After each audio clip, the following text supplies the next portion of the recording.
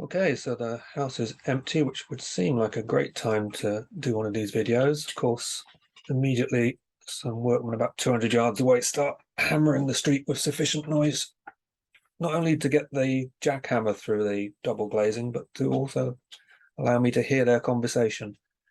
And the dog has joined them, but hopefully you're insulated from all of that, and I can begin another of my rambles.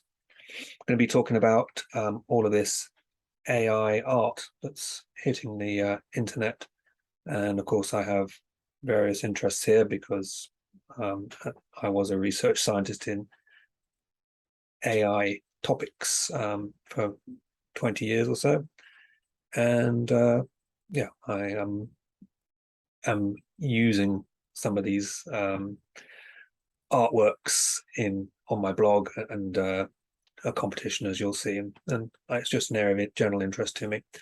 Since we're talking about art, I'm actually going to start with a complete diversion into this, which is a very good book that's coming out in November. And I guess the relevant interest here is that the author, Mitchell Faywood, has, under another name, beta read probably the last 12 books of mine and been enormously useful there in helping to point them in the right direction. So I'm commending this to your attention, and we are talking about art. So there is on her Instagram the entirely human drawn cover,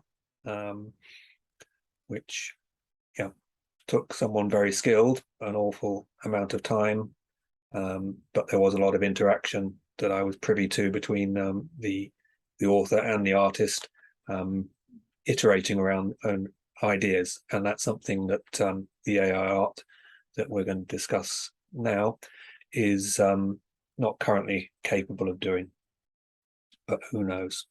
So I'm just going to, as always, use my recent blog posts as a sort of background to this and to prompt me as I go.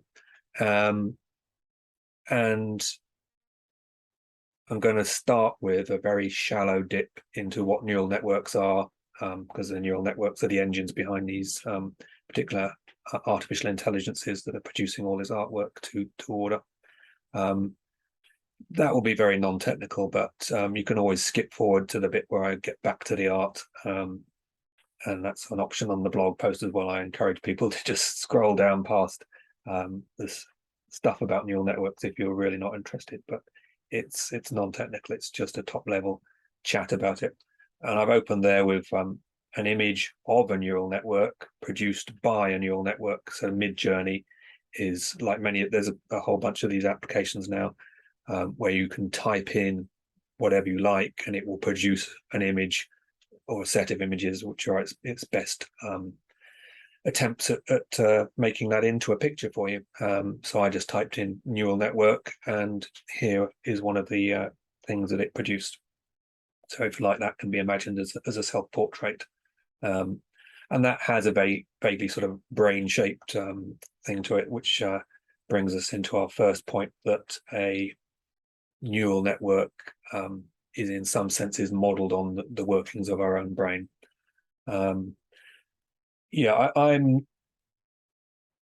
did all this research science under the general umbrella term, which is a layman's term, of artificial intelligence. It's not something we really talk about that much in research, but I never really used neural networks in any sort of earnest. I had early on in my career coded up a couple, and later on in my career I used a few that somebody else had produced in various ways, but I'm not an expert, so you have to take what I say with a significant pinch of salt.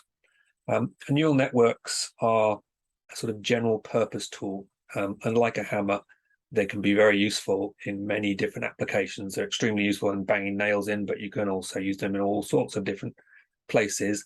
They may not be the ideal tool for those jobs. If you want to fix something delicate, a hammer might not be the best thing, but if you've got nothing else, it might do the job.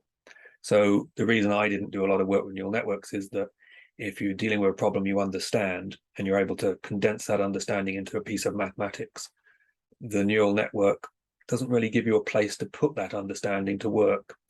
And so there are many other alternative methods where you can insert your mathematical understanding more directly and more efficiently and get better results. And the neural network tends to be, in many cases, something you employ when you really have no idea how to solve a problem. And that's why it has a significant role in many image recognition jobs where we really have never got properly to grips with how our brains recognize images. A 2-year-old child can, you can say, pick up the dog or pick up the stick, and it can look at a complicated scene and go and pick these things up. In general, computers are not able to decompose, to take a complex picture and to pick out particular types of objects. It's very difficult for them immensely. So, and the most success has been had in those endeavors by using neural networks, where we basically say, well, we don't know how to do this, but we're going to keep on telling this neural network to try, and if it gets it right, we'll say good boy, and it will learn. So in the late 1800s, scientists began to understand that the brain worked through a big web of interconnected neurons. So they were starting to model the way the brain worked on a very low level there. In 1943, the first computational models based on networks of, if you like, neurons were made, and they didn't have any computers to run them on, so they could just work through them with a paper and a pencil to say, if we put this input here and we do these things, what comes out. Wasn't until 1954 that they actually had a computer they could put one on, and obviously that would be a very basic computer. In the 80s, when I was a teenager, there was a big surge in interest in neural networks. The computer power started to be there to build decent sized ones and to make them work in real time. And there was just this more interest in using them and a more understanding about how to effectively train them to do a job. And in 1992, I coded my first ever one. This isn't it, but this is just a diagram that shows you what a neural network is. You have a layer of input nodes, you have a layer of output nodes, and you have a layer of hidden nodes, and everything is connected to everything else. At least all of the nodes in this layer are connected to all of the nodes in this one, and all the nodes in the hidden layer connect to all the nodes in the output layer. The input's just numbers. So if you had one node for every pixel of the image that you're seeing in front of you, that could be the input. You'd have like 1 million of them, but that could be the input. And then the output could be maybe another 1 million nodes, which you could turn into a different picture. So you could put one picture in, get another picture out. And the only thing that the neural network does is that the number, say, put in on input 1 is fed to all of the hidden nodes, but it's fed down these lines. These lines are, you can imagine, the pipes, and we can change the width of the bore of those pipes. So more, if we're pumping water into them, more or less water arrives at each different target. That's just a weighting. It's just a number here that says what fraction of the input here is transmitted to this node, what fraction of the input here is transmitted to that node. There's a big summation done on these nodes, and then they spit numbers out, and you get your output. And the way in which you train your network is to simply put in lots of inputs from training data. You know what the output you want is, and if you don't get it, you adjust all of these weights on these connections, trying to move the output towards the output that you know is correct.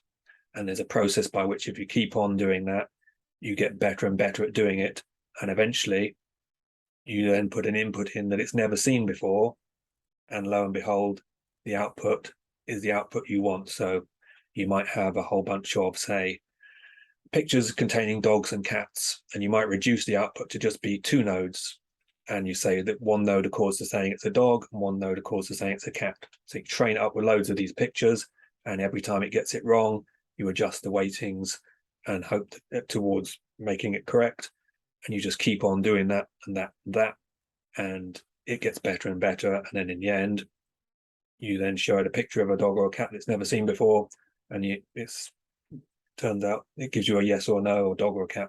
You've got a dog or a cat detector in your hands. Now, obviously, it's more complicated than that. And if you just did what I suggested, the chances are it wouldn't work. But that's the basic principle of the thing. The networks can be much more complicated in that they can have 1, 2 hidden nodes or any number of layers in the inside, the sort of internal workings of the thing. And the internal workings of the thing is part of this problem with not understanding how neural networks do what they do. Once you've trained one up, you've got this great big web of connections with different weights on them, and it's detecting dogs and cats, but you don't know how it's detecting dogs and cats in, I guess, much the same way that our brains are these huge webs of interconnected neurons doing all this thinking, and we don't know how. So you haven't actually learned how to detect a dog, tell a dog from a cat. You've made an algorithm that can do it, but you're not sure how, and you haven't learned any sort of general principles about the issue, if in fact there are any general principles to be had. These hidden layers, a clever mathematician showed that you don't need them, that any network that involves a whole bunch of hidden layers can be reproduced by a different network which only has one hidden layer. And so this understanding came about, I believe, when I was first looking at this sort of stuff. And so we would basically never put in extra layers because the mathematics said you don't need those hidden layers. And over the years, the understanding that the science of neural networks, it moved forwards at a steady pace, but it wasn't anything sort of alarming. It didn't explode. Computers got better, data collections got larger, the speed with which we could access them and store them, all of these things got better, and so the neural networks got better, but there wasn't a super revolution in understanding. There were sort of improvements, but it wasn't until about the time I was retiring from my day job that several things, well, two main things happened, and these were the things that, in my non-expert view, are responsible for a recent acceleration in the capabilities of these things. And the first was that some scientists discovered that, yes, you don't need these extra layers inside the network, but if you actually have them there, they make the network a hell of a lot easier to train. They make it able to learn much faster. So suddenly everyone was doing this stuff called deep learning, where you put in significant, more than one hidden layer, and you use the new algorithms to train your network, and it did a lot better job. And I guess in part that was having better computers that could accommodate these extra layers and all these extra connections, but it was also the understanding that, yes, mathematically you don't need them in order for the network to perform, but they're very helpful in order for us to train the networks, for the network to learn. And the other thing was simply scale, and this is a surprising result to the scientific mindset, because basically all they did was make the networks much bigger, and suddenly they were doing things they couldn't do before. I'm not talking just like doubling the size. I'm talking about making it 1,000 times bigger. And most people involved in it would have thought, you make it 1,000 times bigger, well, it's not really going to help, is it? Scientists like to be efficient and subtle and clever and solve problems with intelligence. And in mathematics, you don't prove things by just going through with a big sort of hammer and crunching all the numbers. You didn't prove Fermat's last theorem by checking every possible combination of numbers and saying, does it work for this one, does it work for this? But in terms of neural networks, just making them much bigger, surprisingly, made them work much better. And those two things, probably a whole bunch of other stuff I don't know about, but those two things certainly contributed towards this big acceleration in the performance of neural networks. And this has given us quite recently these neural networks, these AIs. AI is a much bigger term. Neural network is a specific approach, but it so happens that Midjourney and I think the others all work with neural networks. These AIs have been producing some remarkable results in terms of the art that they can produce, and there is some controversy about the way in which they are trained, i.e., they use huge data sets of billions of images, but I think these are all, well, a large portion of these are just taken from the internet, just wandered around the internet looking at images and learning, using them to train it and learning stuff. And if it was me doing this, I'm wandering around the internet training myself to be a better artist by looking at other people's art.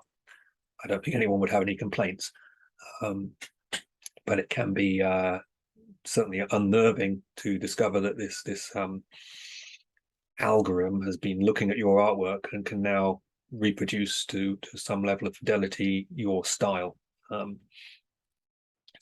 And it also knows stuff about famous people, what they look like, because it looks at loads of images in the internet, and they've been it's been told again and again, this is Donald Trump, this is Joe Biden. So here I just typed into the Midjourney one. I typed the you just go /imagine and you type anything you want basically, and I typed Donald Trump on fire in the style of Renoir. And if you've ever seen a Renoir painting, you will know that this is very much in the Impressionist style of Renoir, and this chap here does look quite a lot like Donald Trump on fire. So you can just let your imagination loose, and Midjourney will produce you some very impressive pieces of artwork. So this could be pretty unsettling for artists, because obviously they put in an enormous amount of time and they have an enormous amount of innate skill to produce their art. And here's me, just some Joe off the street typing anything I want into a prompt, and within sort of 60 seconds getting these results. Here I just typed I'll have a fat dragon in a hat, thank you very much, and it's given me a fat dragon in a hat. So again, I think artists are to some degree worried that if this thing can't replace them right now in some arenas of where they work, will it be able to replace them next year or in 5 years' time? And given the acceleration in quality, because I was looking at these things last year or the year before, and they were really not very good. You're getting blurry images and just sort of smearing suggestions of stuff. But now you're getting some real nice results. So obviously these artists are also worried that they are not only training their replacements, but they are having things directly stolen from them. And with my fat dragon there, you can see the detail. There appears to be a signature, like maybe a Japanese type of signature, because this is a Japanese style dragon. And the question there is that actually somebody's signature, or is that just something it's made up in the style of it because it knows that this sort of artwork is generally accompanied by a signature in this particular type of style? Is this gibberish? If it was like some particular artist's signature, and if parts of that dragon could be found in images by particular artists, that would be a much stronger case for this algorithm is just stealing from artists and sort of making Frankenstein monsters out of bits of their pictures, rather than it is being inspired by, learned from looking at their art. I typed in imagine a dragon blueprint, so just basically the prompt is dragon blueprint, and I got this, again, like zero work. I just typed in 2 words and I've got this to me a lovely piece of art that I could never reproduce, even if I were to train for many years, just because I lack the drawing skill. And you can see it's in the style of a blueprint, and it's got writing in the background. That writing, if you zoom in on it, is gibberish. Some of it looks a bit elven, some of it looks like our alphabet. Who knows? any of those letters are actually genuine letters, but certainly the words aren't. So I'm assuming at this point that the signature we saw before was also a sort of gibberish interpretation of what signatures look like, rather than a theft from someone. And this, I posted about this on the internet and on my social media, and it has had a small amount of kickback, saying, this is terrible, and it's going to put artists out of work, and we must support the artists. There are very definitely points to be made there, but it's also, this is the tide coming in. This is a flood. You can't stand against it. It's not going to make any difference if one person or 100 people, whatever, refuse to use machine art. It's here. There's no stopping it. There's people doing this all over the internet. It's not going to go away. This is the future. We're in the future, and here I use Midjourney again to say, we didn't get the jet cars and the robots imagined for us in the 60s. We got this. This is our magic, if you like. And again, you can see in that picture of a jet car, there's a signature, but I don't think it's a real person's signature. I think it's, again, the AI knows that in this sort of painted style, it can do all sorts of different styles. It can do photographic style, but in this painted style, a signature is expected, and so it puts one in, but it's not an actual person. And pursuing this idea of is Midjourney copying, because I don't know. Obviously, I'm not the custodian of all the world's art, so I wouldn't recognize that signature if it was a real signature. But I do know an artist. I've known Tom Brown for the last 10 years or so, and he and his wife have produced a series of graphic novels, which are very good, and I have reviewed on Goodreads. Tom has a very distinct style. He draws a lot of tentacles, a lot of sort of disembodied floating eyeballs, and the books have a very sort of a very dark palette to them. So I typed in the prompt, Hopeless Maine and Tom Brown. Didn't even say in the style of Tom Brown, just Hopeless Maine, Tom Brown. And I got a bunch of pictures back. And we can see here 5 different pictures. And to me, having read these graphic novels, I was astonished to see how well the Midjourney reproduced Tom's style. Now, obviously, it's not perfect. If you're familiar with his work, you could probably go through these 5 and say, this one's by Tom and this one isn't. The Midjourney ones are this first one, this 4th one, and that's it. So the other 3 are actually Tom's work. Tom was very impressed and surprised by these results. He complimented the art by the AI. He said, if I was to give it a mark, it'd be somewhere between A and A plus. This is quality. He could tell that there were significant technical differences between his work and the work that was produced by the AI. And he said that there's none of these images, although to the layman, to me, they look like they could have come right out of any of his books.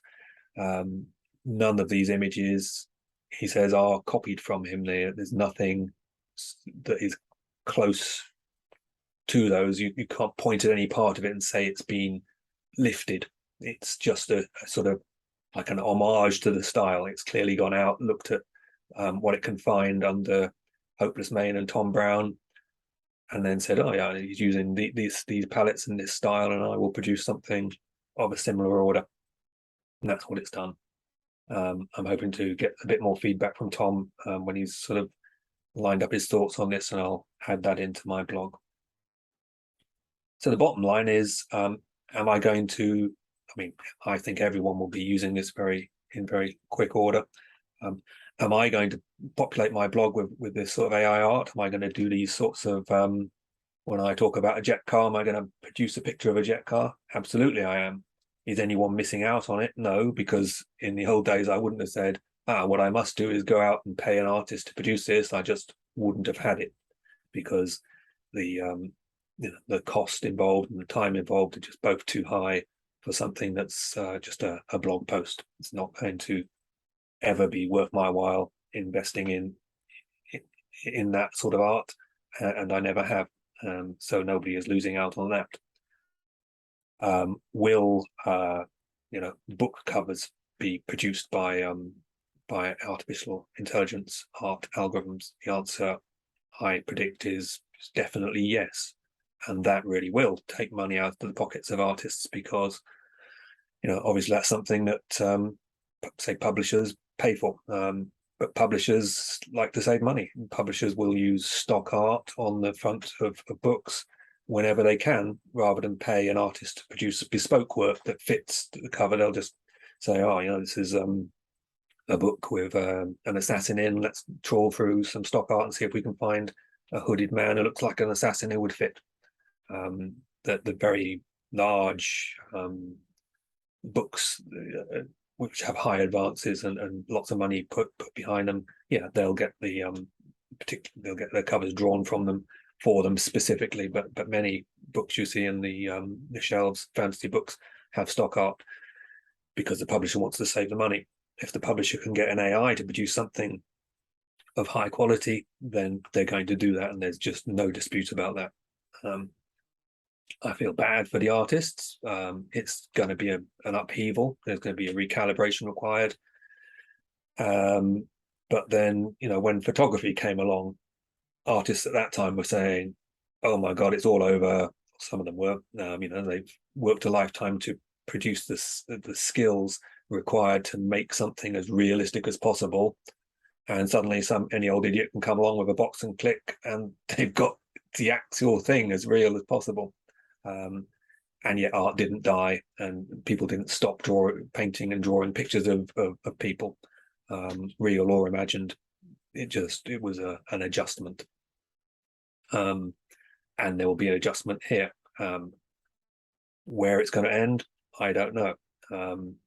Sure, if an AI starts writing books and was to read through my whole backlog and then say, right, here's a new book in the style of Mark Lawrence, would I be pissed off? Yes. Would I think I could stop it by complaining? No. Do I think it's going to happen? I don't think that's going to happen in the near future, because there is a different, more organized type of intelligence behind book writing, which requires the maintaining of a narrative across an enormous period of time. And I think in order to write a book, you would basically, with an AI, you'd have basically solved the AI problem. That AI would also be able to do so many other things that our walking, talking robots and our robot overlords would have arrived, and maybe time to cede the world to them. But I don't think that's going to happen soon at all. But I could be wrong, because if you'd asked me 5 or 10 years ago what AI art would be like right now, I would not have said it would be anywhere near as good as it is. I am very surprised by these results. So what do I know? We could be in for more surprises. I am currently running an art contest, giving away a book, giving away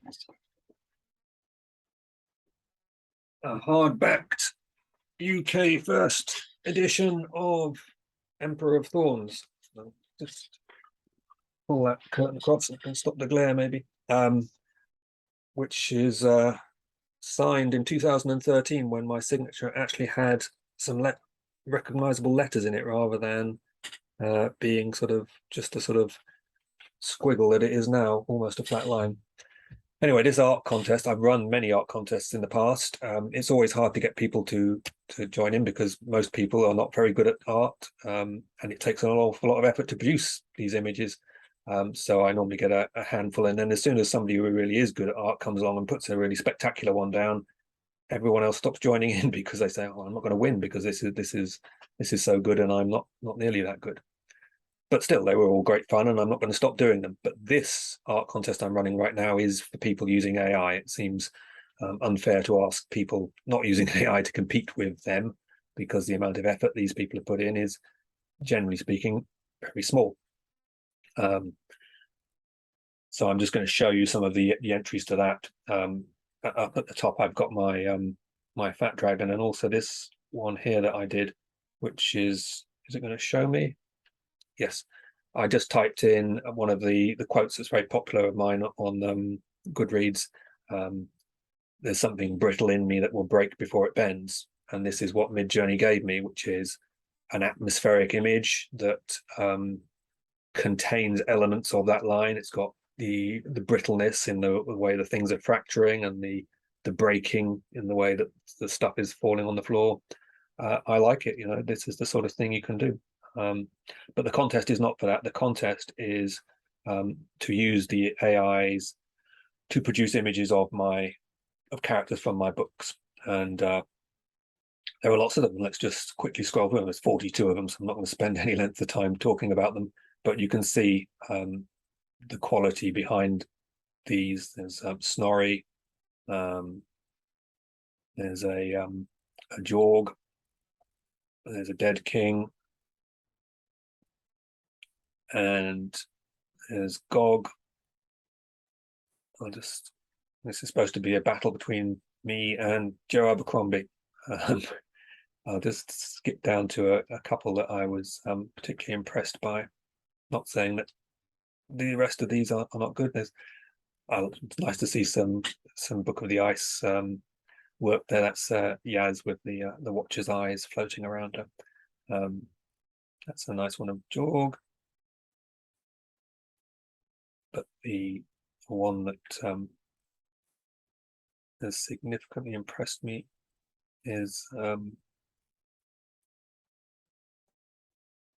that's a nice one.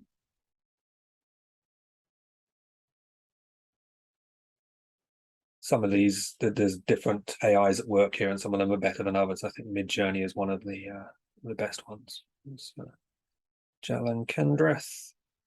This is Auslag. Auslaug. Probably say that wrong. I generally can't pronounce the names I use. That this is a genuine Norse name, and this is from Red Queen's War. So she is some kind of spirit that symbiotically inhabits two of the main characters. But yeah, I thought that was quite spooky and interesting. And then there's Catherine from the Broken Empire, and in just the quality of these images and the amount of time that is not put into making them. Giago here is actually, he's a bit of an expert with this, and he does put in a reasonable amount of time because he's fiddling with the parameters till he gets something he's very happy with. But you can get these remarkable results first time if you're lucky. And there's Cella. So yeah, I mean the art here, Snorri, is mind blowing really. And you think where this technology was 1 or 2 years ago, where it is now, and imagine where it might be in 5 or 10 years. Maybe we will be just speaking into the computer, and it will be sketching stuff and moving it around in response to our complaints or compliments. All sorts of interesting things could happen. So that's my spiel for this. As a side point, when we're using Midjourney, it gives you initially it gives you 4 takes on the prompt, and you can choose to upscale to make much more detailed any one of those, or you can choose any one of those to have several more variations. And what I've realized is that when we're using this, we are participating in the training of this AI, because by selecting to say, oh yeah, this one here is really good, I'll have this one large, we are telling the AI, that given the prompt we entered, this is the best result, and it learns from that and hopes to do a better job in future. So we're all part of the system now. I have probably other things to say about this, but I think I've rambled on long enough. So I will say goodbye to you all and start my traditional hunt for the button that turns you all off. Bye.